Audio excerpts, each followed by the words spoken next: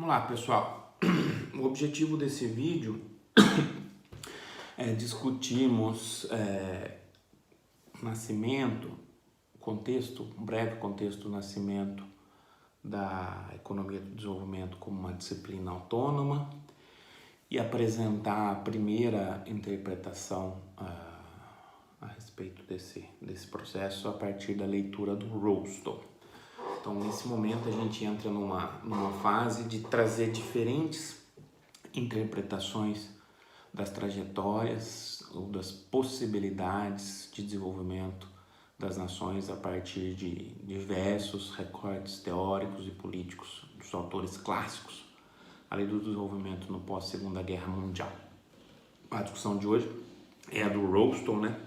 O Rostow, as etapas do desenvolvimento econômico, a decolagem para o desenvolvimento autossustentado, de 1956. Em qual contexto o Rostow está inserido, né? Qual contexto ele está inserido? Olha, ali no imediato pós-Segunda Guerra Mundial é onde a gente observa de vez o nascimento da economia do desenvolvimento como uma disciplina autônoma. No contexto da doutrina Truman, a gente tem a ideia da gestação de uma divisão internacional do trabalho funcional aos objetivos geopolíticos estadunidenses e, além disso, funcional à estratégia geopolítica da doutrina Truman de barrar o avanço do socialismo em diversos países. O contexto é o seguinte, olha, dentro dessa discussão mais ampla, começam-se a questionar os elementos históricos, começam a trazer evidências cada vez mais claras da insuficiência da interpretação moneconomista, da insuficiência da ideia de uma suposta convergência econômica a partir dos cânones liberais. Ok. Então isso está ainda difuso, ainda no ar, no pós-Segunda Guerra Mundial. Historicamente a convergência não se observa, na verdade a assimetria vai se colocando em termos cada vez maiores, como materializado nos conflitos ali do século XX, né? Desde a crise de 29, Primeira Guerra Mundial, crise de 29, Segunda Guerra Mundial, a assimetria vai ficando cada vez mais clara. Nesse momento, a gente também observa o avanço dos processos de descolonização africana e avanço dos processos de independência em alguns países asiáticos. O questionamento começa a avançar no seguinte sentido, olha, a partir da perspectiva desses países, será que as políticas, as estratégias de desenvolvimento ou políticas horizontais de desenvolvimento a partir do neoliberalismo são adequadas para diferentes realidades socioeconômicas, para diferentes contextos históricos, para diferentes cenários políticos, para diferentes etapas do capitalismo? Os países recém-independentes, com todo o seu legado de exploração violenta colonial, com todos os impactos que isso tem, marcas profundas na sociedade, na política e de organização econômica, começam a se questionar. Será que a partir desse ponto de partida que é muito distinto, numa configuração internacional já muito sólida, consolidada ali, um núcleo muito pequeno de poder econômico e militar de país, será que com base nesse cenário seria possível a convergência? Então esses questionamentos estão ali borbulhando no momento.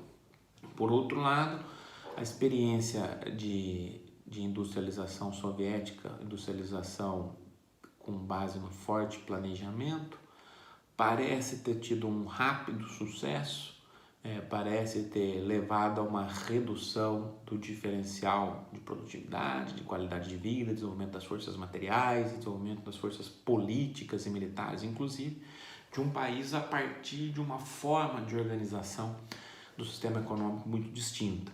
Então a ideia do planejamento também começa a tomar mais corpo como um elemento central para se avançar na estratégia de desenvolvimento. Ok. Vale lembrar também que o mundo vem de experiências ali da crise de 29, do New Deal, com a ideia da atuação do Estado coordenando as forças econômicas, tentando de alguma maneira ou de outra enjaular, ainda que parcialmente, alguns ímpetos selvagens do capitalismo. Você tem experiência de comando de guerra, tanto na Primeira quanto na Segunda Guerra Mundial, reconversão industrial, organização a partir de interesses mais amplos, coordenação do investimento, coordenação do Estado para superar desafios nacionais, militares no caso, mas no fundo você começa a ter algum questionamento dos cânones liberais, com desrespeito ao livre comércio, com desrespeito à convergência, no que diz respeito ao planejamento e alocação de recursos e às estratégias de desenvolvimento. Esse é o contexto ali no pós-Segunda Guerra Mundial. Certo. A partir de todos esses questionamentos, olha só, esses questionamentos começam a ter base de sustentabilidade política e econômica num número cada vez maior de nações.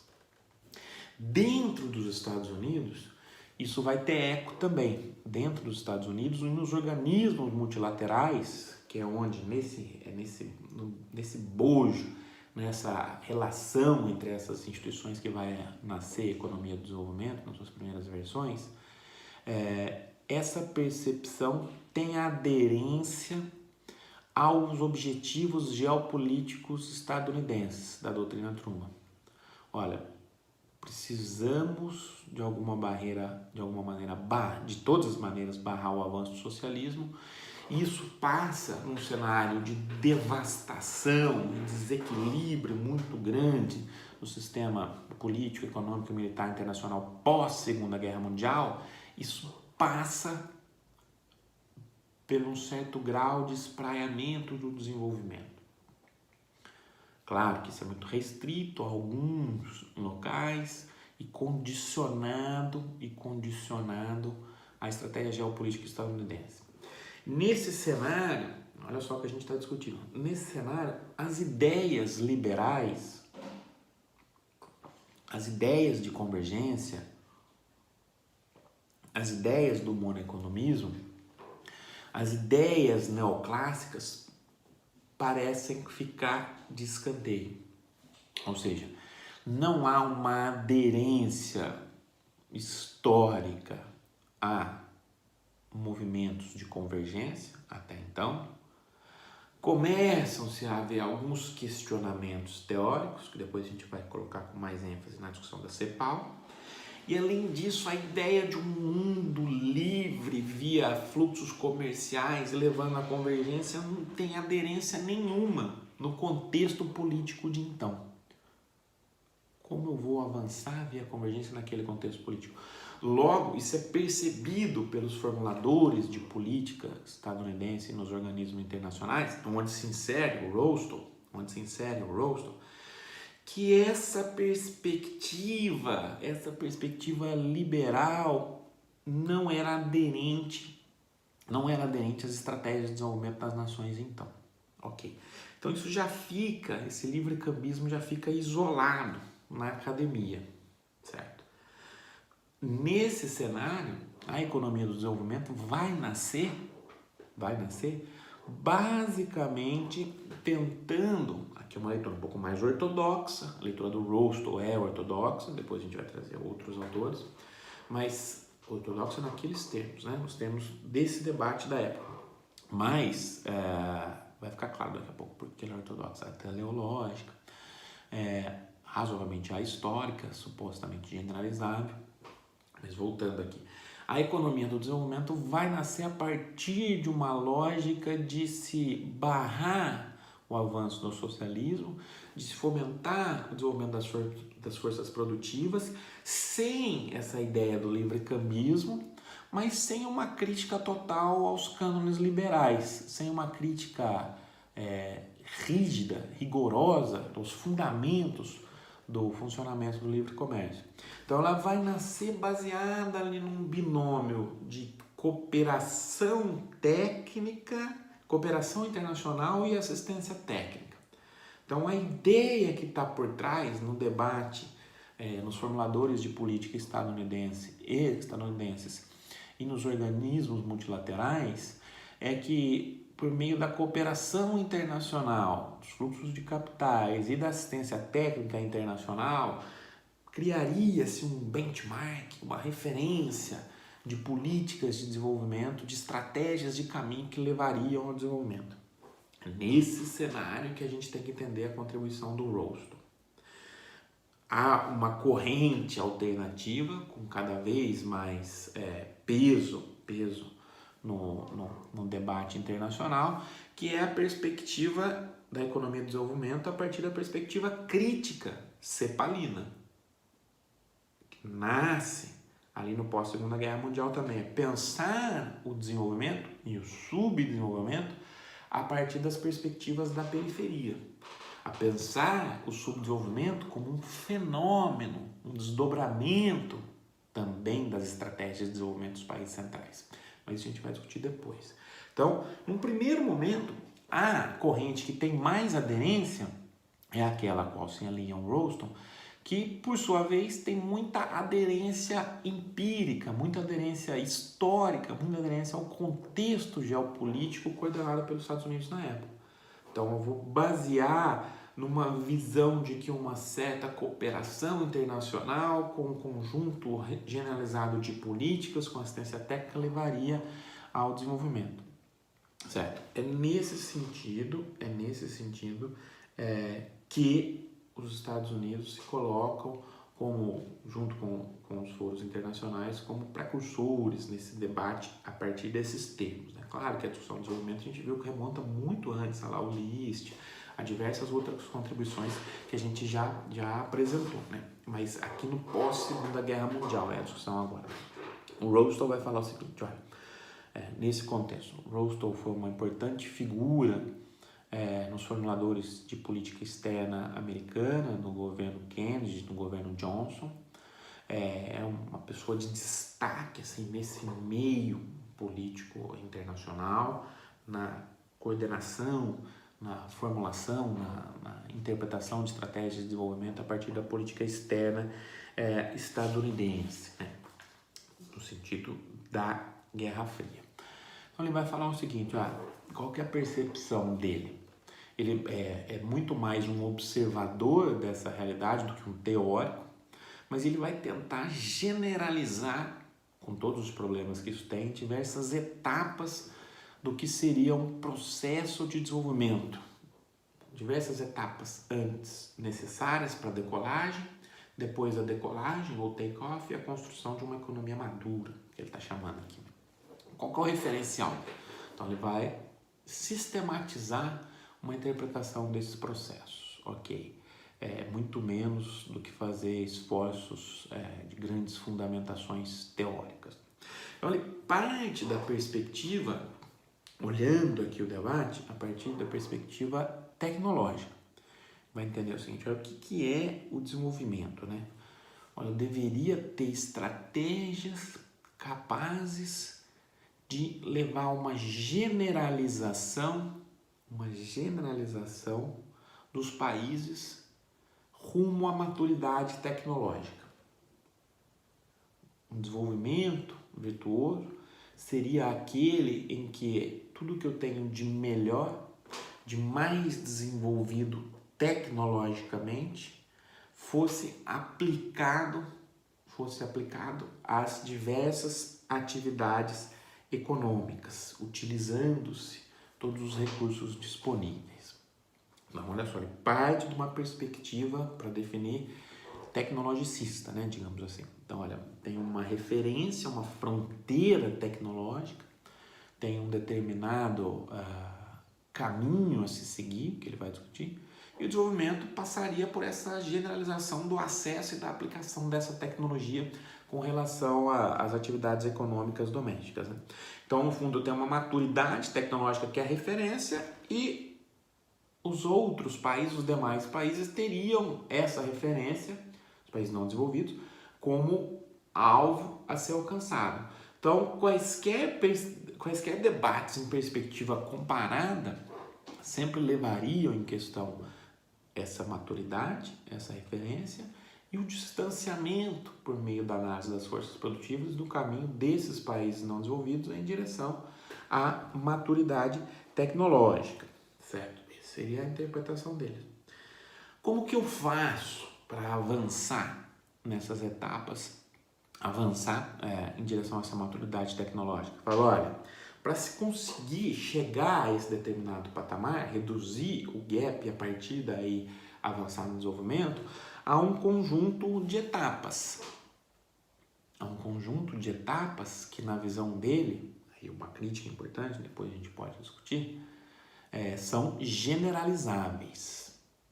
Ele vai olhar como um modelo razoavelmente ahistórico, depois a gente discute as críticas.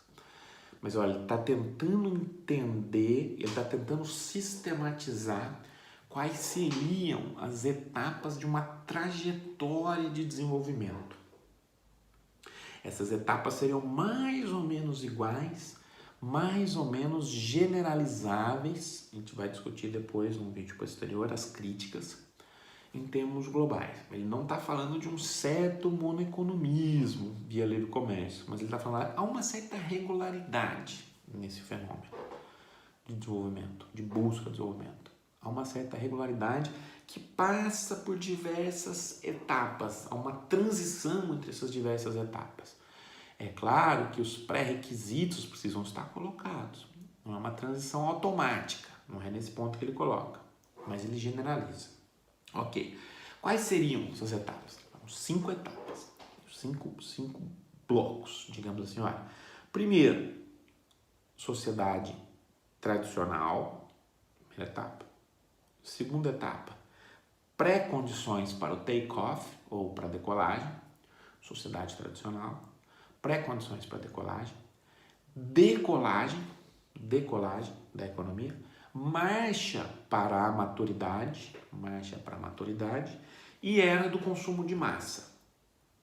Então, uma estratégia de desenvolvimento passaria por essas 5 etapas. Sociedade tradicional, pré-condições para o take-off, marcha para a maturidade e era do consumo de massa. 5 etapas.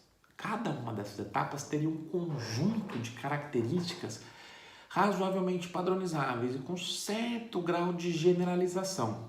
E a transição entre elas também seria caracterizada por algum grau de padronização. É isso que ele vai discutir. Vai falar, olha, primeiro momento, né? Quais são as características dessa primeira etapa? Olha, que é a discussão que a gente já fez. Tem uma sociedade tradicional. A sociedade tradicional é aquela que não tem aqueles pré-requisitos ainda colocados para a transição para uma sociedade industrial capitalista. Tem uma sociedade que tem baixo desenvolvimento das forças produtivas, dificuldade de se criar um excedente, não tem um grau de monetização, em geral eu tenho o uso comum da terra, o trabalho, a terra ainda não se tornam mercadoria, não tem avanço nos processos de proletarização, tem baixo grau de desenvolvimento dos núcleos urbanos, baixo grau de complexidade das relações socioeconômicas nos termos capitalistas, baixo grau de desenvolvimento das forças produtivas, não tem uma integração nacional de mercados nacionais tão fortes, não tem uma complementaridade entre campo e cidade, por aí vai. Todas aquelas discussões que a gente já apresentou, né? Então eu tenho uma baixa renda per capita nos termos dele, porque eu tenho carência tecnológica também. Não tenho desenvolvimento tecnológico das forças produtivas tão importantes que me permitam criar excedente e avançar numa estratégia de take-off. Essa seria a característica tradicional, a sociedade tradicional.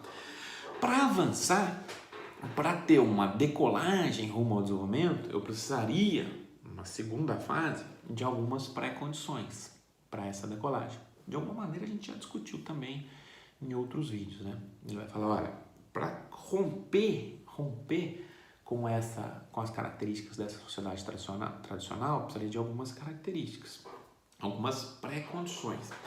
A principal delas, ele está sempre olhando para a tecnologia, é o seguinte, olha, para ter essa transição é necessário que a sociedade perante a ciência, consiga de alguma maneira ou de outra subjugar ou direcionar o avanço científico e tecnológico a formas de incremento da produtividade voltadas para uma lógica de reprodução material capitalista. Então, vai falar, olha, eu preciso ter reorganizações de forma de avanço da ciência e da tecnologia para fazer com que esse progresso técnico esteja subordinado às formas de reprodução. Isso é uma mudança fundamental, isso é uma pré-condição fundamental para essa transição. A gente pode trazer alguns questionamentos, né? Como que numa sociedade arcaica eu vou reorganizar essas formas de avanço científico e tecnológico, subjugando-os a uma lógica de reprodução capitalista? Parece muito teleológico, né? Eu olhar muito de fora de um movimento que reproduziu-se a partir de algumas características específicas em alguns países e tentar criar condições domésticas para isso avançar em todos os países também. Parece complicado, né? Mas enfim, ele fala, esse é o caminho. Então, uma nova percepção da forma do progresso técnico. E na dimensão econômica, essa transição precisaria que o investimento crescesse substancialmente, sistematicamente, acima do crescimento demográfico. Pessoal, a discussão dele é interessante, ela é teleológica, ela tem diversos problemas, ela é generalizada, ela é supostamente generalizável, ela é histórica, mas para a gente entender as relações entre as etapas, abstraindo-se a dimensão mais, digamos assim, não histórica da construção dessas etapas, pensando nas etapas em termos lógicos, é interessante para a gente entender como se materializam estratégias, se materializaram estratégias de desenvolvimento, né? Então, eu preciso que o investimento cresça acima do crescimento demográfico. E ponto fundamental para a transição, isso está presente em todo o debate da economia de desenvolvimento, é o seguinte, olha, é necessário que haja progresso técnico na agricultura, essa agricultura gere excedente que viabiliza a urbanização, que viabilize o abastecimento das cidades, que libere uma parcela da população e que, além disso, esse excedente esse aumento da produtividade possibilite o aumento do excedente, o aumento da acumulação e a transição de uma parcela desses recursos para uma economia moderna, uma sociedade moderna, ou seja, para essa transição. Então a transição passa, isso vai passar em todos os autores, da geração de excedente na agricultura, a acumulação e a transferência para outros setores em gestação. Esse é um elemento característico de quase todas as interpretações da economia de desenvolvimento nesse momento histórico. Além disso, essa geração de excedentes essa acumulação deve permitir o aumento da importação de máquinas e equipamentos. Ou seja, o processo de avanço da industrialização deve permitir a importação de máquinas e equipamentos dentro daquela discussão lá, daquele arcabouço de cooperação internacional, transferência e assistência técnica, para a importação de bens de capital para eu avançar no processo de industrialização e assim aumentar os mercados e redirecionar recursos para outras atividades em desenvolvimento. Essa é a segunda etapa, pré-condições para o take-off, para a decolagem do rosto. A seguir a gente discute as características da decolagem.